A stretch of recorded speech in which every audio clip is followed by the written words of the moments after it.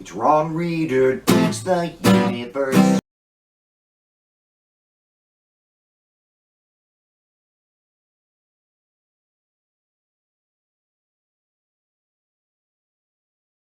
I'm Ron Reader, and this is Ron Reader Digs the Universe, and tonight, a few good things about the Evangelicals.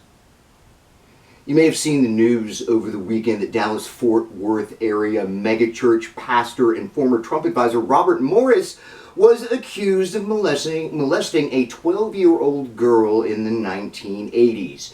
His defense that it was kissing and petting and not intercourse, though, is more of an admission, and thus the overall evangelical molestation scandal continues apace, beginning to be just about as big as the Catholic version.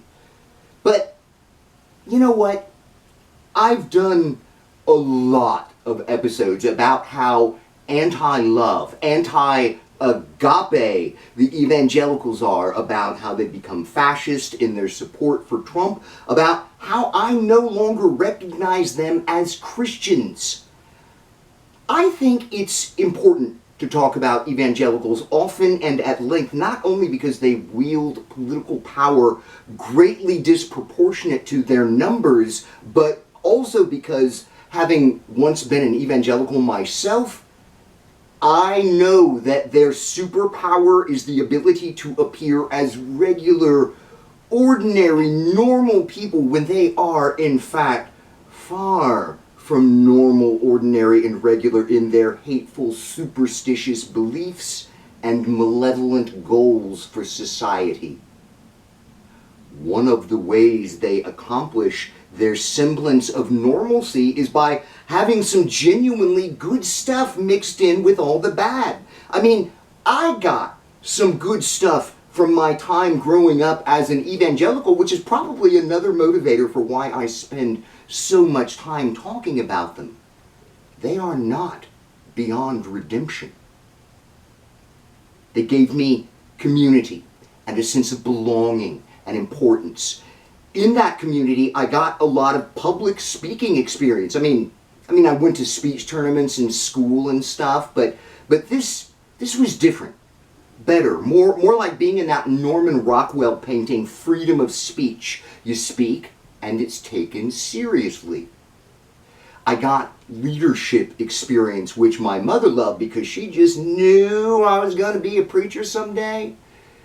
Yeah, well, I got to travel to Van Alstyne, Weatherford, Orlando, and New Orleans. I got to teach kids vacation Bible school.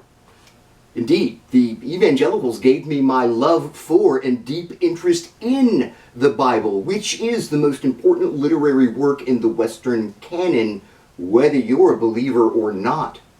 I own multiple translations of the Bible, which I consult from time to time to this very day. The evangelicals taught me that American culture matters, and even though I resisted the notion as a teen when discussing rock and roll music, it turned out to be true. Movies and music really do influence people's thoughts and actions. The evangelicals taught me to see love as a concept, as an obligation, and not simply an emotion.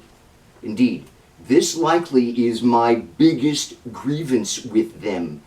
They get the idea of love, but are incredibly selective with how they implement it. It's not unconditional for them, even though they taught me that it should be.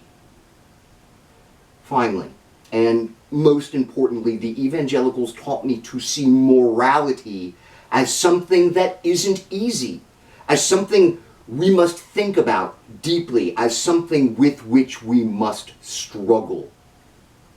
The evangelicals also taught me the gift of forgiveness. And I don't mean salvation.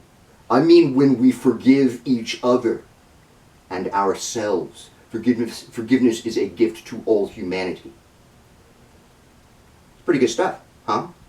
Makes being an evangelical look not half bad. Ron, why do you trash these poor people so crudely, so incessantly?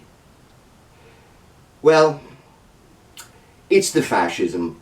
It's the 80% evangelical support for Trump who says he will be a dictator on day one, who is a rapist, a racist, a criminal, and a con man who freely admits to, boasts of dismantling all checks and balances of his presidential power if he wins. You support Trump, you support all that. Evangelicals are so normal, but that's not normal. It's evil.